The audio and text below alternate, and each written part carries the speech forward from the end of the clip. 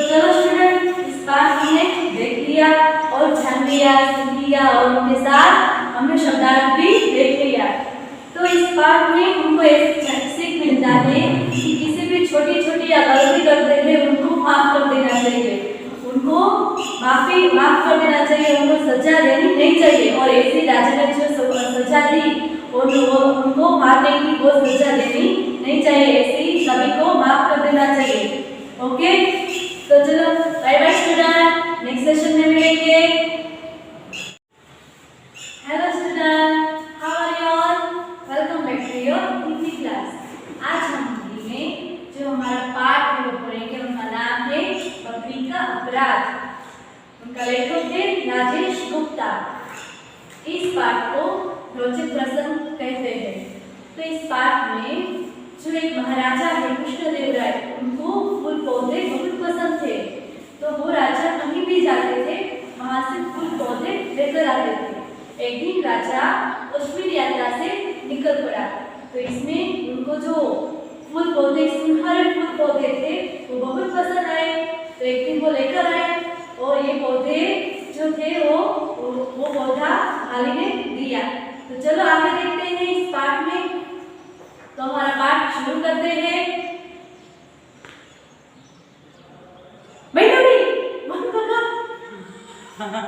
चलो स्टूडेंट, हमारी जो एक कविता है वो शुरू करते हैं। उनका नाम है बकरी का अपराध। क्या नाम है? बकरी का अपराध। उनको रोचक प्रसंग कहते हैं। क्या कहते हैं? रोचक प्रसंग। राजेश गुप्ता द्वारा लिखाए गए ये रोचक प्रसंग है। तो महाराज कृष्णदेव राय को पेड़ पौधे बहुत लगाव था। उनके राज्य में पेड़ पौधों की कमी नहीं थी। महाराजा कृष्णदेव राय को पेड़ पौधों से बहुत लगाव था। उनके राज्य में पेड़ पौधों की कमी ही नहीं थी। एक बार महाराजा कश्मीर यात्रा पर गए। एक बार महाराजा था ना, वो कश्मीर यात्रा पर गए थे। वहाँ उन्होंने बहुत सुंदर फूल वाले पौधों के बगीचे देखे, जिनमें से एक पौधा उन्हें बहुत पसंद आया, जिसे वे अपने साथ विजयनगर ले आए। क्या किया उसने कि एक बार महाराजा कश्मीर यात्रा पर गए थे। वहाँ उन्होंने बहुत सुंदर और फूल वाले पौधों के बगीचे देखे, जिसमें एक पौधा उनको बहुत पसंद आया, जिसे वे अपने साथ विजयनगर ले आया। उन्होंने अपने मालिक को बुलाया और उसे वहाँ सुनहरे फूल वाले पौधों देते हुए कहा, इसे ले जाकर हमारे बगीचे में जिसी जगह लगाना जो हमारे कक्ष की खिड़की के ठीक सामने हो। क्या बोला?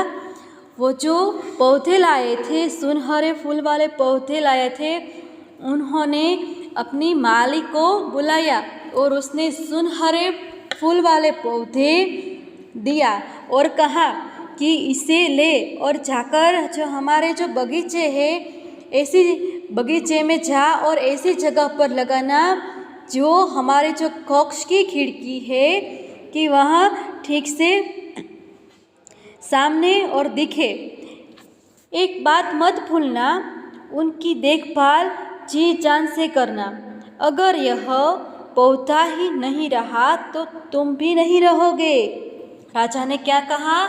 इस पौधों को जी जान से करना, उनकी जो देखभाल है वो जी जान से करना। अगर ये पौधा नहीं रहा तो तुम भी नहीं रहोगे, ऐसा राजा ने कहा माली को।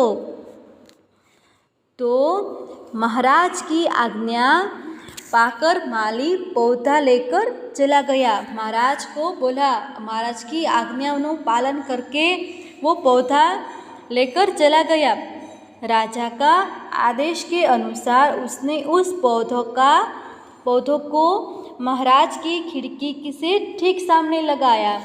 इस महाराज का जो आदेश था वो महाराज के आदेश के अनुसार जो माली ने उस पौधों को महाराज की खिड़की के ठीक सामने लगाया। वह उस पौधों की देखभाल जी जान से करता, क्योंकि उनकी जान से इस पौधों के साथ जुड़ी थी। वो माली भी वो पौधों की देखभाल जी जान से करता था, क्योंकि इस पौधों के साथ उनकी जान भी जुड़ी थी। महाराज ने बोला था ना कि इस पौधा नहीं रहा तो तुम भी नहीं रहोगे। वो जान से भी ज़्यादा उनकी जान जुड़ी थी। महाराजा कृष्णदेव राय सुबह शाम अपने महल से उसे देखते। वे माली की मेहनत से प्रसन्न थे। महाराज कृष्णदेव राय जो सुबह शाम अपने महल से उसे देखते थे, उनकी महल की जो वह कक्ष थे, कक्ष की जो विंडोज थी, खिड़की थे, उनसे उसके अंदर से देखते थे, सुबह शाम देखते थे। वे माली की जो मेहनत से राजा बहुत प्रसन्न थे। एक दिन महाराजा कृष्णदेव राय जब सोकर उठे तो खिड़की खोली तो हैरान रह गया। क्या खिड़की खोली तो हैरान रह गई, क्योंकि सुनहरे फूल का पौधा अपनी जगह नहीं था। उन्होंने फौरन मालिक को बुलवाया। जो एक दिन महाराज ने उनकी खिड़की खोली तो सुनहरे जो फूलों का पौधा था वो उनकी जगह पर नहीं था। उन्हें तुरंत माली को बुलाया। माली डर के कारण थर थर काँप रहा था। वह डरते डरते दरबार में हाजिर हुआ। महाराज बहुत नाराज थे। उन्होंने उससे पूछा, पौधा कहाँ है? क्या कहा कि माली तो डर गया। माली को बुलाया तो डर गया, और माली वो डर के मारे थर थर ध्रुजते ध्रुजते वो कहाँ गया? वो राजा के महल में गया और महाराज को दरबार में वो हाजिर हुआ। महाराज बहुत नाराज थे, उन पर बहुत नाराज थे कि उनका जो पौधा है वो इस जगह पर नहीं था। उन्होंने उससे पूछा, पौधा कहाँ है? महाराज ने क्या पूछा? पौधा कहाँ है? वह कांपते हुए बोला, मम्मम महाराज, उसी में मेरी बकरी खा गई। वो बोल नहीं सकता था, वो डर गया था, तो वो डर के मारे कैसे निकला, मम महाराज, उसे तो मेरी बकरी खा गई। यह सुनते ही महाराज आग बबूला हो गए। क्या? उस जो देखकर महाराज है आग बबूला हो गई। आग बबूला मतलब अत्यंत क्रोधित हो गए और मालिक को मृत्युदंड देने का आदेश दे दिया। और मालिक को मृत्युदंड मतलब मृत्यु की सजा देने का आदेश दे दिया। जब मालिक की पत्नी को यह पता चला तो वह रोती बिखरती हुई महाराज के पास आई, लेकिन उन्होंने उसकी बात सुनने से इनकार कर दिया। और जो मालिक को मृत्युदंड मिला तो मृत्युदंड का आदेश दे दिया महाराज ने, और मृत्युदंड मिलना था। तो ये बात मालिक की पत्नी को पता चल गई और मालिक की पत्नी रो रो कर महाराज के पास आई, लेकिन महाराज ने उनकी बात का इनकार कर दिया। मालिक की पत्नी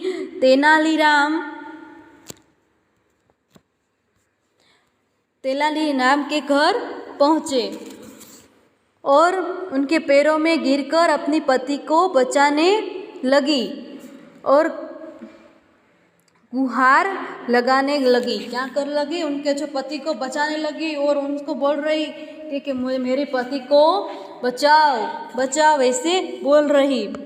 तेनालीराम ने उसे उठाकर बिठाया और उसने पूरी बात पूछी। क्या? तेनालीराम ने जो उसको उठाया और उनको बोली कि आप मुझे पूरी बात सुनाओ, तो उसने पूरी बात सुनाई। मालिन की बात सुनकर तेनालीराम ने उसके कान में कुछ कहा और समझकर घर वापस भेज दिया। तेनालीराम ने उसके जो कान में कुछ कहा और उनको समझकर वो वापस घर भेज दिया। अगले दिन विजयनगर में हंगामा मच गया। अगले दिन विजयनगर में एक हंगामा मच गया। माली की बीवी नगर के हर चौराहे पर जाती और बीच में खूंट गाड़कर एक मजबूत रस्सी से बकरी को बांध पड़ी और क्रूरता से उसकी पिटाई करती थी। मालिन थी नहीं, वो माली की बहू थी, माली की बीवी थी। उसने जो चौराहे पर, मतलब जो उनकी जो घर के बाहर का एरिया है, उनको चौराहे, जो घर के चौक है ना, उनको चौराहे पर जाती हुई और बीच में उनकी जो बकरी थी उनको मजबूत रस्सी से बांध दिया और उसको कूट बहुत पीटा करती थी। विजयनगर में जानवरों को निर्दया से पीटना एक जघन्य अपराध था। क्या था? एक अपराध था। अपराध मतलब बहुत गंदा, अति अंदनीय और बुरा। जघन्य मतलब बहुत बुरा, अति गंदा अपराध। जब इस बात को खबर कोतवालों को लगी तो उसने बकरी और मालिन को पकड़कर महाराज के सामने पेश कर दिया। क्या किया? जो वो मालिन बकरी को मार रही थी तो कोतवाल के लोग होते हैं ना, जो वो पशु लोगों को, पशु को रखते हैं, अलग अलग पशु को, वो लोगों ने बकरी को और बकरी के साथ मालिन को पकड़कर महाराज के सामने पेश कर दिया। महाराज ने मालिन से पूछा, तुम एक बेजुबान जानवर को क्यों बुरी तरह मारने लगी? क्या कहते हैं कि तुम ये बेजुबान जो जानवर है उनको क्यों बुरी तरह मारने लगी? तरह से पीट रही थी और बुरी तरह से उनको पीट रही थी। मालिन बोली, अन्नदाता, यह वही बकरी है जिसने अपना सुनहरे फूल का पौधा खाया है। उसने बहुत बड़ा अपराध किया है। क्या कहती है मालिन? राजा ने क्या कहा कि महाराज, अन्नदाता, यही वही बकरी है जिसने आपका जो सुनहरे का फूल का पौधा खाया था और इसने बहुत बड़ा अपराध किया है। उसने आपका आदेश की अवहेलना की है। क्या किया है? उनकी उपेक्षा की है। अवहेलना मतलब उनकी उपेक्षा की है, इसलिए इसे दंड मिलना जरूरी है। उसके अपराध की वजह से मैं विधवा और मेरे बच्चे अनाथ हो जाएगा। क्या बोलते हैं कि उनके जो अपराध के लिए हम सब लोग, मैं विधवा और मेरे बच्चे अनाथ हो जाएंगे। तो वो बोलते, आप इतने न्यायप्रिय राजा है, आपके राज्य में एक अपराधी कैसे खुला घूम सकता है? क्या कहते हैं मालिन कि आप तो एक बहुत न्यायप्रिय राजा है, आपके दरबार में, आपके राज्य में एक अपराधी ऐसा कैसे घूमता है? ऐसा तो कैसे चलेगा? इस दंड मिलना ही चाहिए, इसे तो दंड मिलना ही चाहिए। मालिन की बात सुनकर महाराज बोले, अच्छा, तो यह बकरी है जिसने पौधा खाया था। महाराज की समक्ष में सब कुछ आ गया, लेकिन वह समझ नहीं पा रहे थे कि मालिन में इतनी बुद्धि कहाँ से आई। ये मालिन तो समझ गए और इसे पौधा खाया है, महाराज को समझ में सब कुछ आ गए, लेकिन वह समझ नहीं पा रहे थे कि मालिन में इतनी बुद्धि कहाँ से आई।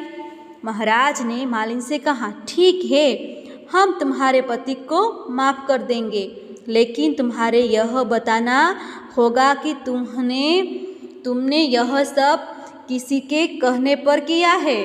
क्या कि तुमने ये सब चलो। महाराज ने कहा, ठीक है, मैं तुम्हारे जो पति है उनको माफ़ कर देंगे, लेकिन तुम्हारे यह बताना होगा कि तुम यह सब किसी के कहने पर किया है। मालिन बोली, महाराज, तेनालीराम की सलाह पर मैंने ये सब किया है। क्या बोला? तेनालीराम की सलाह से मैंने ये सब किया है। महाराज बोले, अच्छा तेनालीराम। महाराज ने तेनालीराम से कहा, तुम अलग अलग उपाय करके हमारे गलत निर्णयों की और हमारे ध्यान आकर्षित करते हो, हम प्रसन्न हुए हैं। महाराज ने क्या किया तेनालीराम से कि तेनालीराम आप जो आपका जो अलग अलग जो निर्णय है वो हमारे जो गलत निर्णय के उपाय कर सकते, आकर्षित कर लिया है आपने, तो हमें तुम्हारे पर प्रसन्न हूँ। महाराज कृष्णदेव राय ने खुश होकर मालिक को माफ़ कर दिया और तेनालीराम को यह सब करने के लिए पुरस्कार देने की घोषणा की। ओके, तो आज का जो सेशन है, ये जो आज का लेसन पूर्ण हो गया। तो चलो स्टूडेंट, इस पाठ में देख लिया और ध्यान दिया, सीख लिया और उनके साथ हमने शब्दार्थ भी देख लिया। तो इस पाठ में हमको एक सीख मिलता है कि किसी भी छोटी छोटी गलती करते हैं उनको माफ कर देना चाहिए, उनको माफ कर देना चाहिए, उनको सजा देनी नहीं चाहिए। और ऐसी राजा ने जो सजा दी और उनको मारने की वो सजा